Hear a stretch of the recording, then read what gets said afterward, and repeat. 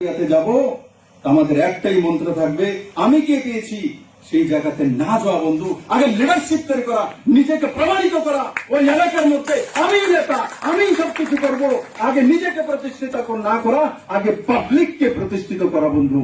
আগে পাবলিক যখন বুঝে যাবে সে আমার জন্য করছে, আপনি আপনার জন্য সবকিছু হয়ে যাবে বন্ধু।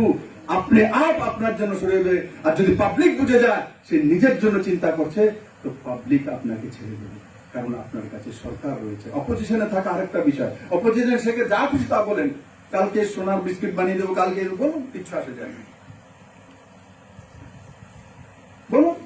কিন্তু সরকারের থেকে যদি আপনি বলুন যে সোনার বিস্কুট এনে দেবো, আর আনতে পারেননি, তো জনতা আপনাকে ছেড়ে দেবে।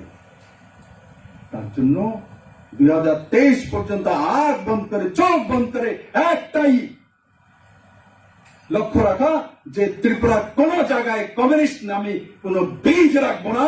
23-এ সমাপ্ত করবো, তারপর নিজের জন্য চিন্তা করবো, তার আগে নয়। 23-এ পর্যন্ত কারোর ঘুম হওয়া উচিত নয় যে 23-এ আমরা সমস্ত কমিউনিস্টের বীজ উঠিয়ে বঙ্গোপসাগরে ফেলবো। কমিউনিস্ট নামে কোন বীজ যাতে ত্রিপুরাতে না থাকে সেই দিশাতে কাজ করব। আর ত্রিপুরার প্রত্যেকটি প্রান্তে, প্রত্যেকটি ঘরের মধ্যে ভারতীয়ত্বের ধারা পৌঁছে দেব, নরেন্দ্র মোদীর মন্ত্র পৌঁছে দেব। আর তখনই আমাদের দলের এবং পার্টির সার্থকতা আসবে। আমি আশা করি